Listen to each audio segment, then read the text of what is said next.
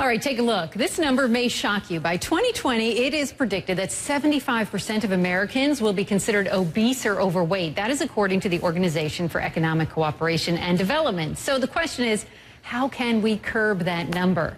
Nutrition coach and author Mark MacDonald says the answer may be simpler than you think. Good morning, Mark. Glad you're here. All right, Thanks for having me. We like simple. We love simple answers. So, all right, you say that the key to losing weight and keeping it off is actually to reprogram your metabolism. Yeah. But you say that it all begins really with just two easy steps. Yeah, I mean, I agree with you. It's not the simplest thing. Yeah. Well, once you get it, it's all about understanding your starting point and what your metabolism is. And there's two wild cards, two genetic things that you're programmed with, which is your body type and your set point.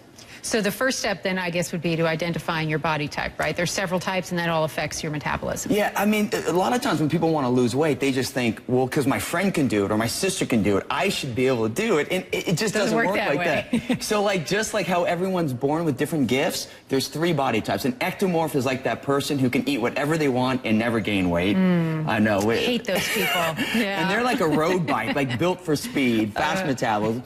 A mesomorph is someone who's like 10 pounds from where they want to be. They can put muscle on or fat. And the endomorph is that person who seems to just look at food and gain weight. And I call them like a beach cruiser. So whether you're a road bike or a mountain bike like the mesomorph or a beach cruiser, all three bikes can go from LA to New York. Some just have to work a little bit harder. I love how you did that. That's a great analogy. All right, so once you identify your body type, what's the next thing? So it's understanding your set point. So when people diet, they get excited because they're at an inflated weight. Their pants are too tight, their weight's too heavy, and they're above their normal weight, so they quickly drop, but they hit that set point, that plateau weight that they can never break through. And that's why diets fail people. So once you understand your set point and you know that, okay, I'm at my set point, I have to change my strategies to reprogram my metabolism. And how long does something like that take? I mean, once you know your body type and your set point. It depends on what you're doing. If you're focused on calories in versus calories out in dieting, you will never reprogram your metabolism. That's why that study is 75%. We're teaching the wrong concepts. We're teaching people how to eat healthy and how to exercise, but we're not teaching people how to eat correctly.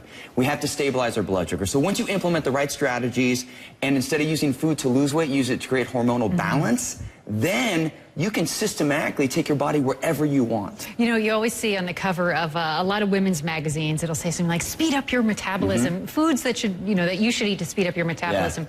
Yeah. Is there, I mean, are there really foods that can actually increase your metabolism? It's about stable blood sugar. Just like we were talking before, it's all about eating the right amount of protein, fat, carbohydrates per meal that stabilize your blood sugar, the right calories per meal in the right intervals, about 5 to 6 times a day. So it may not be the simplest thing, but once you get it, Randy, you can do anything. Like you can eat the foods that you love. You can eat when you travel. You just have to get educated. That's what we have to shift. We have to educate people. And when you understand your body, take it wherever you want. Everything's possible. Right. And you should eat first thing, right? I mean, you get that metabolism kicking right away. Every time you miss a meal, your blood sugar drops and your body burns muscle, which slows down your metabolism. And then you go into that next meal not craving chicken or tuna. You're craving the carbohydrates, the good stuff. You overeat, and that makes you store fat.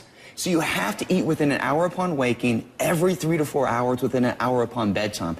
And once you keep your blood sugar balanced, you release your stored fat, and then with the right exercise, you burn that fat up. A lot of people say, oh, you know, eat a lot of small meals, and they think, I'm going to overeat. So what should a small meal look like in terms of calories? For like a female, for like yourself, as a vegetarian, I mean, you could do like 8 ounces of Greek yogurt, like a cup of Greek yogurt.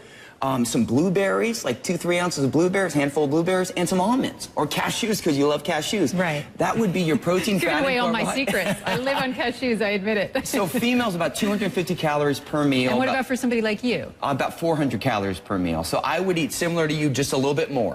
Okay. A little bit more protein, a little bit more fat, a little bit more carbohydrates. An equal amount of protein to carbs and fat. And please tell our viewers that starving themselves and skipping meals is not the way to lose weight, right? I mean, that slows down your metabolism, doesn't it? So this is the tricky thing. You lose weight, but you hit a plateau you can't go through, which causes yo-yo dieting.